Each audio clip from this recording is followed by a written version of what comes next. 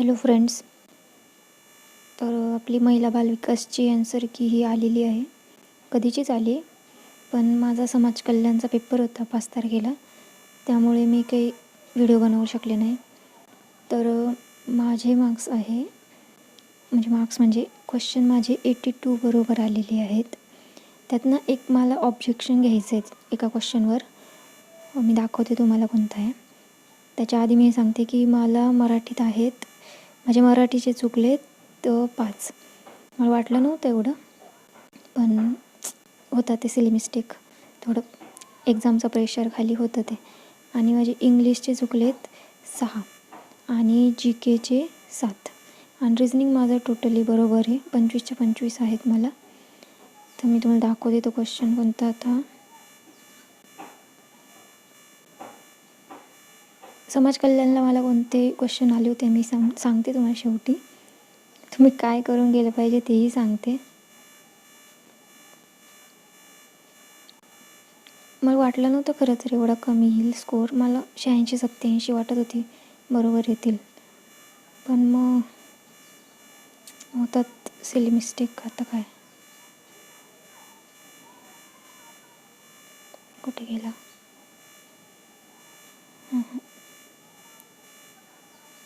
एक 1857च्या उठावाचा होता तो क्वेश्चन.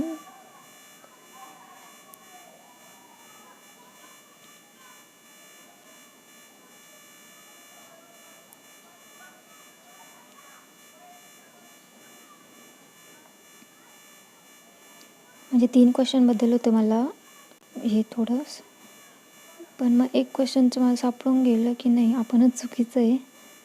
1-2 आहेत ते. बघा, हा क्वेश्चन आहे.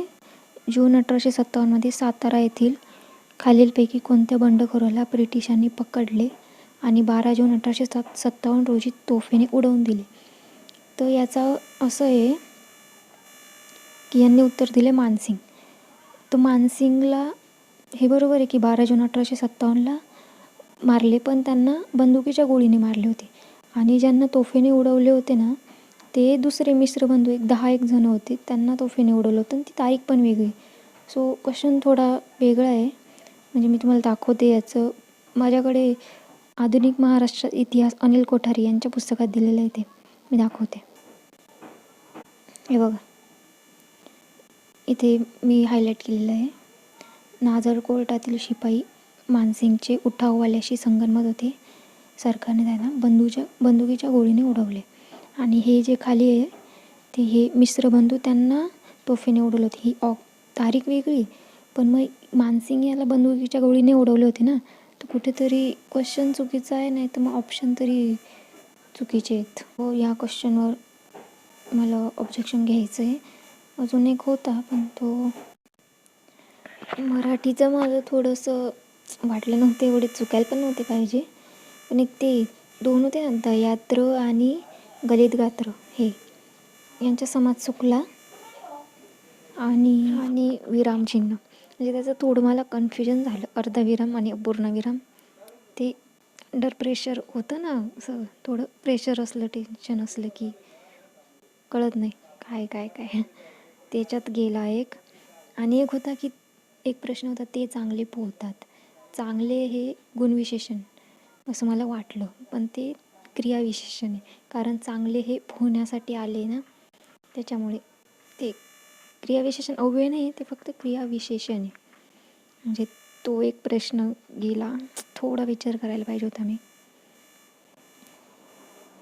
बाकी GK तर वाटलं नव्हतं खरंच. मला वाटलं होतं 86-87पर्यंत येईन स्कोअर.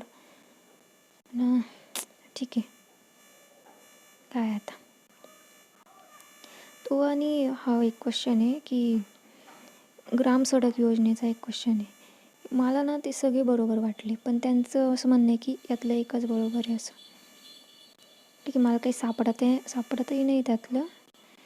जर कोणाला माहीत असेल ना, मला नक्की कमेंटमध्ये सांगा. हा एक क्वेश्चन त्यांनी उत्तर दिले की केवळ 3, म्हणजे टप्पा 2 अंतर्गत जिल्हा रस्ते आणि ग्रामीण रस्ते सुधारणे. पण मला काय वाटलं की प्रधानमंत्री ग्रामसडक योजनेअंतर्गत समाविष्ट नसलेल्या वस्त्यांना जोडणे आणि ग्रामीण रस्ते सुधारणे. म्हणजे एक मी कुठेतरी वाचलं होतं की प्रधानमंत्री ग्रामसडकमध्ये जी येत नाही ना, त्यांना मुख्यमंत्री ग्रामसडक योजनेत म्हणजे करून घेतात बुवा असं वाटलं मला.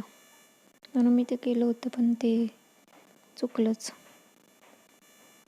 हे चुकलं आहे का नाही ते कळेल आता. जर कोणाला माहीत असेल ना याबद्दल तर मला नक्की सांगा.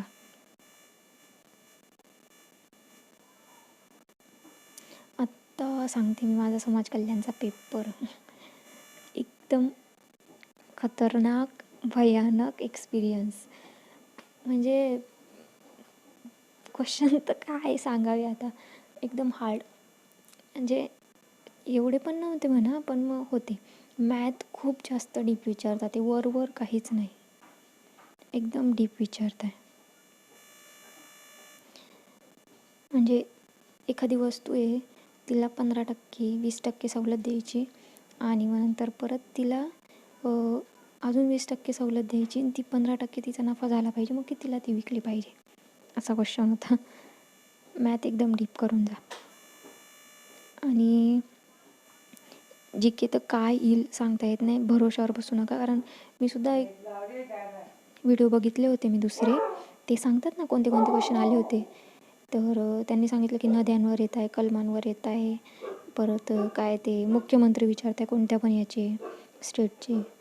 तर मी आदल्या दिवशी म्हणजे होता माझा बाकीचा अभ्यास, पण मग तरी मी एक जास्त त्याला प्रेफर दिला की हां ठीक आहे चला वाचून जाऊ ते.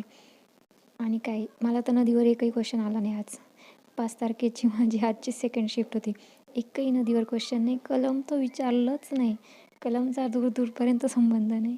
आणि त्यात काय मुख्यमंत्री तर नाहीच नाही, अजिबात नाही. बरं ते माझा बाकीचा पण होता अभ्यास म्हणून ठीक. तुम्ही ये ठीक आहे व्हिडिओ बघा तुम्ही ते बाकीचे, मी म्हणत नाही, पण मग फुल्ली डिपेंडंट नका होऊ. कारण TCSने एकदम गेम बदलला आहे त्याचा फॉर्ममध्ये. आता TCS काय विचारेल सांगता येत नाही, तुम्ही सर्व बाजूने करून जा, अजिबात त्या व्हिडिओवर डिपेंड राहू नका. एकदम खतरनाक पेपर. मराठी पण असलं येतं ना, खतरनाक, एकदम वरची लेवल आहे. आता माझं तेवढं होतं चांगलं मराठी, त्यामुळे काही नाही. जर असेल ना चांगलं मराठी, इंग्लिश आणि मॅथ रिजनिंगचा तर विषयच नाही म्हणा, मॅथच हे व्यवस्थित करा. आणि बाकी जी के जे बेसिक असतं ना ते तर क्वेश्चन येतातच म्हणा. बेसिक म्हणजे की इतिहासातले म्हणा किंवा हे ते असे ते कराच. आणि करंट चालू ठेवा जितकं जमेल ना, 23, 24, 25 जितकं जमेल ना तितकं करत राहा. आणि हां ते मराठीलाही काय म्हणता, पक्षी किंवा प्राणी यांचे घरं त्यांना काय म्हणतात ते, परत लेखकांची टोपण नावं, क्वालिटीवरची पण याची मराठीची क्वालिटी एकदम हाय. आणि इंग्लिशला पण 2-2 पॅसेज येत आहेत. अजून मॅथ हार्ड, ते असे इतके विचित्र क्वेश्चन असतात ना, ते समीकरणावाले वगैरे, छेदवाले वगैरे, ते सोडवायचे. सोपं काहीच नाही, मॅथ अजिबात सोपं नाही. आणि खास मी एक टीप सांगते, बऱ्याच जणांना माहीत असेल, मी ही महिला बालविकासचा पेपर झाला ना तेव्हापासून फॉलो करते की आधी मॅथ सोडवून घ्यायचं, पण मग जे नाही येत असेल तर मग जाऊ द्या, सोडून द्या विषय, मग नाही हे करायचं. पण मग आधी जे क्वेश्चन येत आहे ना मॅथचे पटपट ते सोडवून घ्या आणि नंतर बाकीच्या यायला जा. 15 मिनटापर्यंत आहे ना मॅथचं तुमचं झालं पाहिजे, हा एक थॉट ठेवा डोक्यात. 15 मिनटाच्या वर किंवा 16 मिनटं असे झाले ना, लगेच इकडे येऊन जायचं. आपले जी के मॅथ आपलं हे ते काय म्हणता मराठी हे याच्यावर येऊन जायचं.